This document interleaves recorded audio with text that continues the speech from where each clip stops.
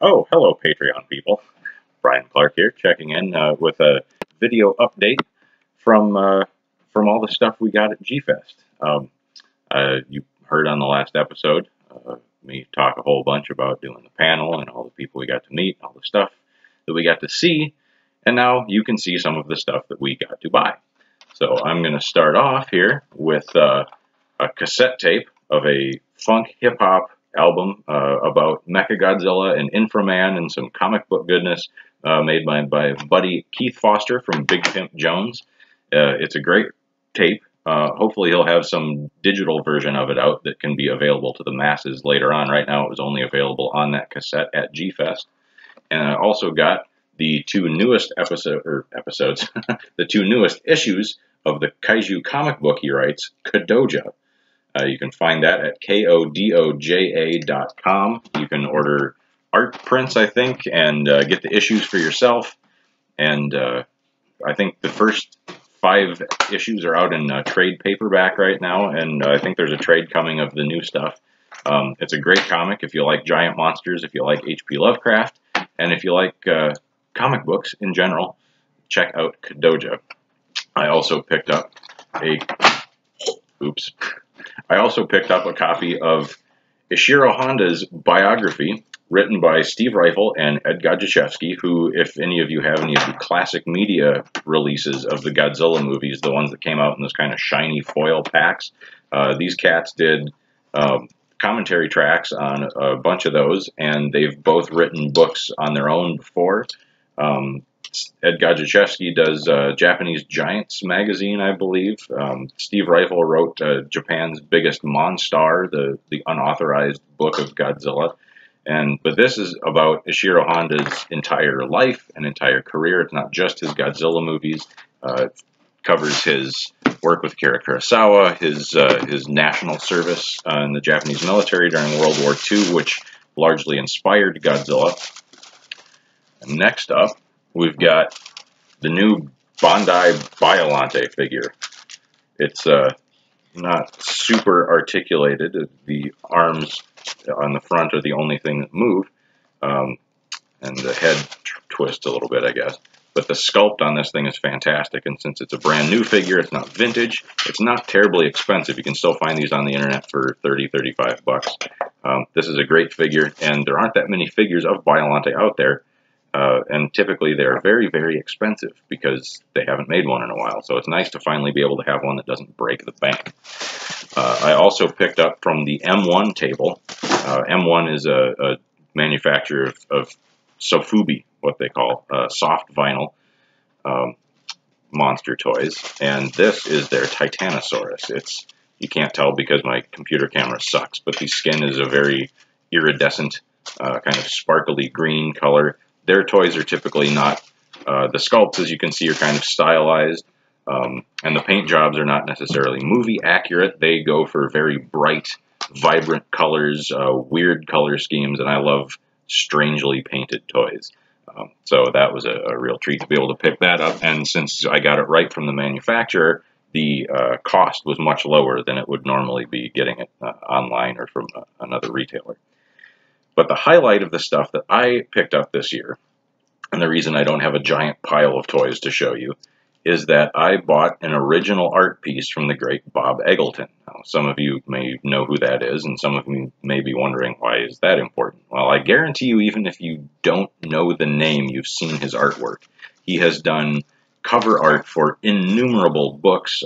If you own anything by Brian Lumley, the Necroscope books, the Titus Crow books, Bob did covers for all of those. He's done tons of Godzilla work. He does lots of outer space-scapes for science fiction novels and magazines and all kinds of stuff. Plus, he just does, original painting, landscapes and seascapes and things like that. But at his table, he brought a couple of original pieces along with his prints, and I was lucky enough to get one. So this is from the scene in Ghidra the Three-Headed Monster where Rodan is flying above the ocean and Godzilla has just destroyed a ship and he's kind of looking up, tracking Rodan through the sky. Bob Eggleton was the first artist I ever knew by name and could recognize the style of by sight. I've been familiar with his work since I was a little kid. He's always been my favorite artist, and I never in a million years would have guessed that I would actually be able to own an original piece of his artwork, and now I have two of them. I also have a small seascape that he did a couple of years ago. But to have an original Godzilla piece by Bob Eggleton is, this is the pride and joy of my collection right here, of any of the Godzilla memorabilia that I have. This original paint on canvas piece is just spectacular. Yeah, that too. All right, you may have noticed I'm talking to someone off screen. I have here with me my daughter Isabella. Hello. Yeah, and now she is going to show you some of the stuff that she picked up at G-Fest. So I will get out of the way and give her the camera.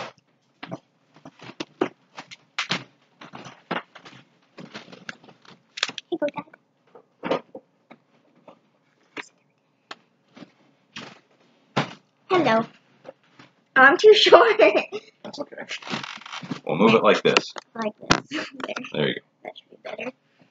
Okay, so one of the first things that I got at G-Fest was this Gamera Toto, which I was actually looking for a while because he had it in his collection and I saw it and I wanted it. So I found it at a table for $35, and it was cheaper than I actually thought it was going to be. Toto.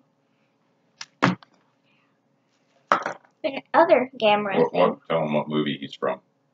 Gamera the Brave. Oh, the camera, not me. He's from Gamera the Brave. And I got this Gamera painting. This was the original one and it's on canvas. And they said that it was airbrush. That's what it was. It's a Gamera. I don't know which one this one's from. That's just Gamera in general. That's not from a specific movie. Oh. I have a Godzilla plush. I forgot how much I got it for him for, but I got. They don't care how much you spend on it. They just want to see the toys. Well, it's Godzilla. I'll do all the tiny toys last since I have like a million of them. Next, I got a little bear gun, and he's orange and green. You got him from the M1 table, same as my Titanosaurus, right? Yes. Yes, I did. Bear gun. Next, I got. Whoa! What do I do? Whatever. You don't have to show every single thing either if you don't want to. Just do the highlights. Here is I got a Gamera movie for free. I don't think I've seen this one before, actually. Gamera versus Giron.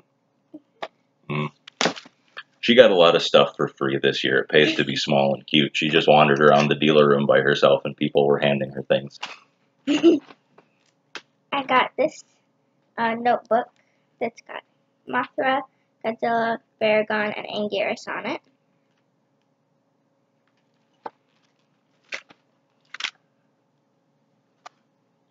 I got this small piece of artwork with, it came with 4 other things. I had to count. I'm not good with numbers. I have this Godzilla chewing on a little UFO button. I have this, it's a kaiju that the person who made it, it's their own, like, custom kaiju. And then the 3, little things that are, what are they called? But that they form into King Ghidorah? Dorax. Dorax. I got, and this also came with it. It's a little Godzilla themed little pouch. It's got King Caesar, my favorite, Mothra, Anguirus, and Godzilla on it. And inside are some of the stuff that I got this year. Only some of it is I got. Wait, which one's Miklas, Dad? Is it the one with the claws that's Miklas? No, that's Baltan. Miklas is the brown one. Baltan and Miklas. And those are the only ones I got this year in the pouch. Next, I got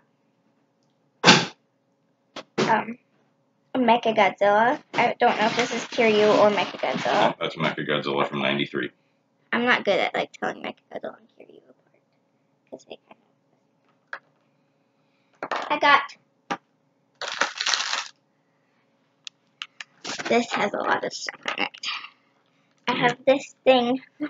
This guy, it was at the end of the dealer's room, and everybody was putting stuff away. And this guy was like, everybody who was like stopping to look at his stuff, he just gave them a bag and said that take stuff for free. So there was like a bunch of people over there taking stuff, and I got some Ultraman stuff. I don't know who all it is. I don't know who everybody is, but some of them I don't even know what they are. Yeah, I'm still too short for this. Okay, this guy, I don't know. That's Alien Guts. Alien Guts. Blue. This guy. I have no idea. We have no idea who this is. Oh, one of the Ultramen. What's this one? That's Taro. Taro. Ultraman Taro. You forgot to show them the Ultraman I gave you. I did. Oh, that's okay. I have, you know what this is. Not off the top of my head, no. Oh, this guy? There's a lot of Ultramen and they all look vaguely similar. Don't know who that is. Or that. This one's